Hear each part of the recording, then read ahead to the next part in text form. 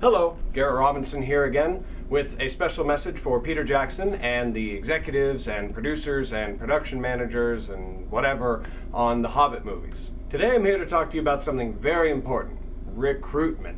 See, you gotta have the right kind of person on the crew of these films, and if you don't have well-established criteria beforehand, you're gonna end up with some crazy deranged psychopath on the set. Not to worry, I've laid out some guidelines that you can use when hiring crew for the film. First, age range. You want someone between the ages of 23 and 25. I don't mean from 23 to 25. I literally mean between 23 and 25, as in 24. It's kind of the sweet spot, trust me. Alright, next on the list. You're gonna have 13 actors running around the set dressed as dwarves. You're gonna want crew members who can relate to them, who can help them through their trials and tribulations. By the way, does anybody know what the heck a tribulation is? I mean, it sounds like something that happens in your gallbladder, and it does not sound good. Alright, what's gonna be the hardest thing for these actors to adjust to? You got it. These guys who have been running around beardless are all of a sudden gonna have beards. You want crew members who can teach them how to eat without getting food in their beards, how to drink water without spilling it all down the front of their beards, teach them how to kiss their wives and girlfriends with a beard. Actually, a beard can be a very effective kissing tool. I know that if I can tickle my wife with my beard when I kiss her, it always ends up well for me.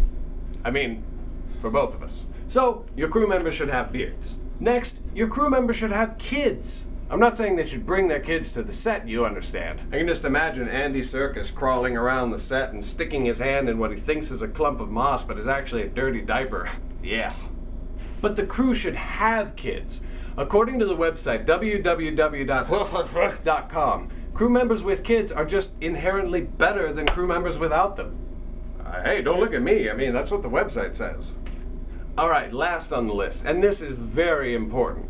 Your crew members should all have read The Hobbit at least a dozen times. Preferably The Lord of the Rings and all of the appendices as well.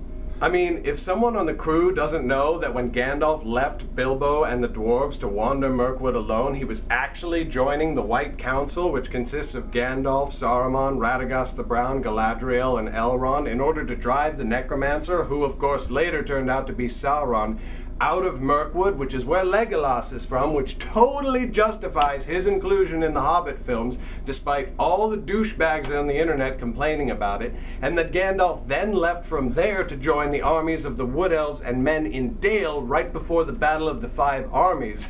If they don't know all that, then I don't know why you'd keep them around. So, let's review. 24 years old, has a beard, has kids, has read the books at least a dozen times.